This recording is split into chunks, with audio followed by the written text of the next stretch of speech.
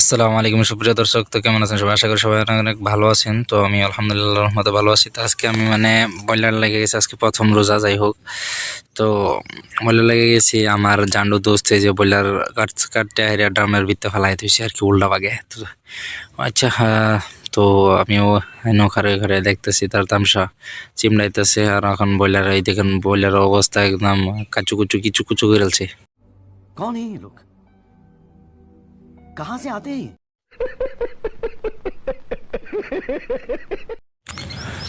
এখন ওটাই হাইরা টেবিলের উপরে বানানোর জন্য, তৈরি করার জন্য আমার জানো দোস্তে চাকু লইছে।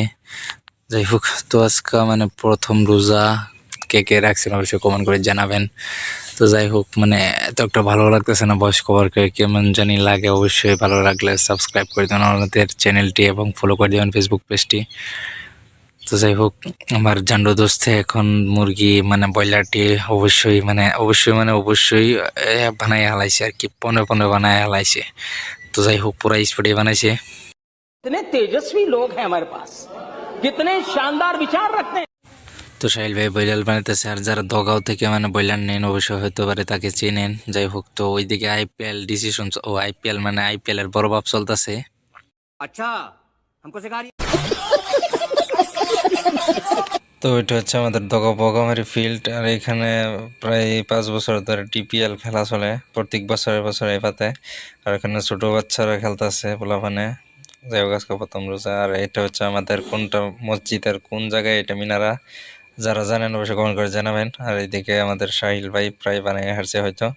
আরে এটা কি, আমি এখান থেকে আসতে আসতে এই বয়লার ছেলে এলাইছে। कितने तेजस्वी लोग हैं हमारे पास, कितने शानदार विचार रखते हैं।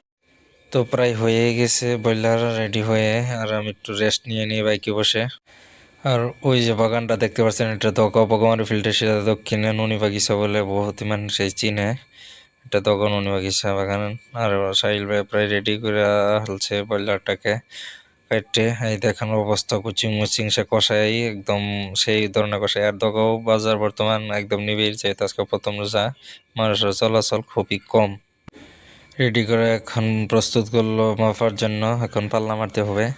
क्या क्या कहना कहना क्या चाह रहे हैं भाई आप?